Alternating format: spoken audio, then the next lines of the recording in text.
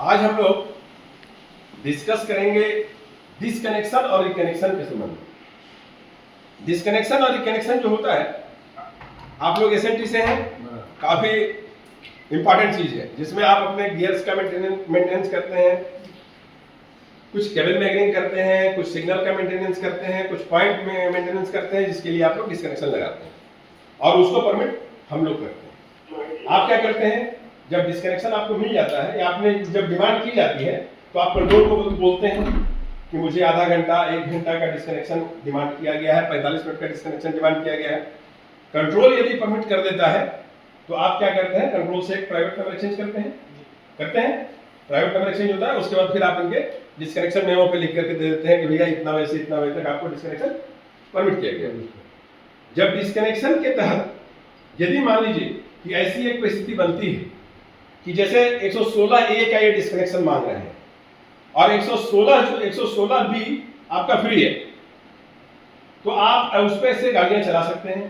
Point को clamp करेंगे, right clamp करेंगे 116B का, और अथॉरिटी पे हम गाड़ियों को चलाएंगे।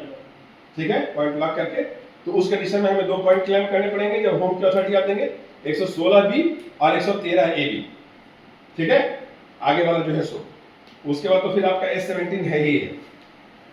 तो डाउन के संबंध में मैं बातें कर रहा था।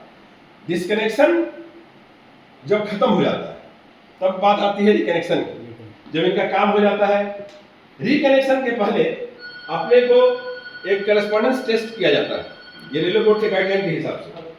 यदि पॉइंट का हम डिस्कनेक्शन लिए हैं तो हम पॉइंट का करस्पॉन्डेंस टेस्ट करेंगे। आगे हम आपको बताएंगे कि करस्पॉन्डेंस कैसे किया जाता है, आप लोग जानते भी हैं। काउंसलिंग में ये सब बातें बोलने का मतलब ये नहीं होता है कि आप नहीं जानते हैं, ये बात को रिमाइंड करवाया जाता है कि आप इस चीज को भूल न जाए। काउंसलिंग दरअसल ये जो एक लगाई मतलब करने की एक परंपरा चालू की गई है, उसका बेसिक फंडा ही यही है कि आप सिस्टम को आपके रिवाइज होते रहे। उसके बाद यही रुको, अभी तो गाड़ी आएगी ना, देखिए किसने ऊपर नहीं की। जब करस्पॉन्डेंस करना है, मान लीजिए कि 116A का इन्होंने किया था, एक आदमी इनका वहां रहता है साइड पे, आप रहते हैं यहाँ, तो 116A का करस्पॉन्डेंस कैसे करेंगे पॉइंट का? चलिए आप मैसेज कर लो। वहां से आप कहेंगे कि भाई आप पॉइंट चलाइए, चाहे ये पॉइंट चलाइए।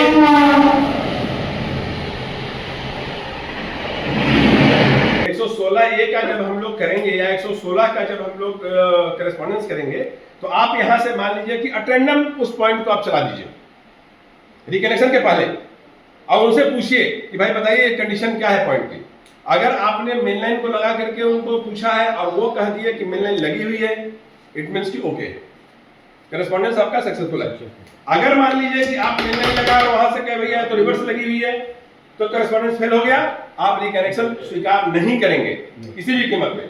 उसी प्रकार से सिग्नल का होता है कि सिग्नल अगर गाड़ियां नहीं है, सिग्नल के पास अगर मान लीजिए कि S2 का डिस्कनेक्शन था, उसका करस्पॉन्डेंस करना है, तो अगर गाड़ी नहीं है तो आप उसको मेन लाइन या लूप लाइन लगा करके देंगे और उनसे क्रॉस पूछेंगे कि आप बताइए कि किधर का रूट आया क्या, राउटिंग आया क्या, या मेन लाइन को लगाया। अगर आप उनके बात से सहमत है, जो आप लगाए हैं और वही चीज आपको वहां दिख रहा है, तो करस्पॉन्डेंस सही हो गया, अदरवाइज करस्पॉन्डेंस फेल हो गया, हम रिकनेक्शन नहीं लेंगे।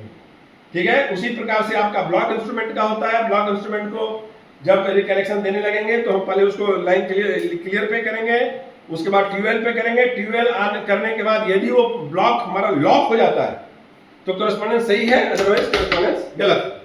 ये हो गई करस्पॉन्डेंस। ट्रैक सर्किट का भी वैसे ही करेंगे, वहां से आप उसे ड्रॉप करवाइए। आपका अगर दिखता है कि 240 नंबर ट्रैक ड्रॉप है तो वो सही है, अगर ड्रॉप नहीं होता है तो गलत हो गया, करस्पॉन्डेंस आपका फेल हो गया। तो करस्पॉन्डेंस हम किस किस चीज का करेंगे, पॉइंट का करेंगे, सिग्नल का करेंगे, ट्रैक सर्किट का करेंगे, ब्लॉक उपकरण का करेंगे। ठीक है, और हो जाने के बाद, रिकनेक्शन मिल जाने के बाद, पहली जो भी गाड़ियां रहेंगी हमारी 1L पे जाएंगी।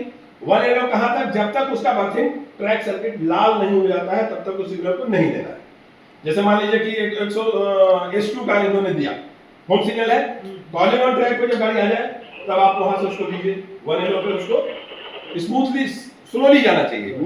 उसके पीछे रीजन ये है कि अगर मान लीजिए कि गलती से भी गलती हो जाए तो उसका परिणाम ज्यादा भयावह न हो। एक दुर्घटना हो चुकी है, हर बार जिक्र होता है, बार बार जिक्र करने की जरूरत नहीं है, तो इसी को लेकर के ये सब किया जाता है, इसलिए आप विशेष ध्यान रखें। और डिस्कनेक्शन रजिस्टर में जब आप लिखते हैं तो फर्स्ट गाड़ी मेन लाइन का, अप मेन का, डाउन मेन का, थर्ड के तरफ से जो भी गाड़ी जाती है उसकी आप एंट्री करें। और करस्पॉन्डेंस में दोनों को साइन, ईएसएम की तरफ से भी साइन होगा और ऑपरेटिंग की तरफ से भी साइन होगा। साइन होने के बाद फिर कनेक्शन होगा। ओके।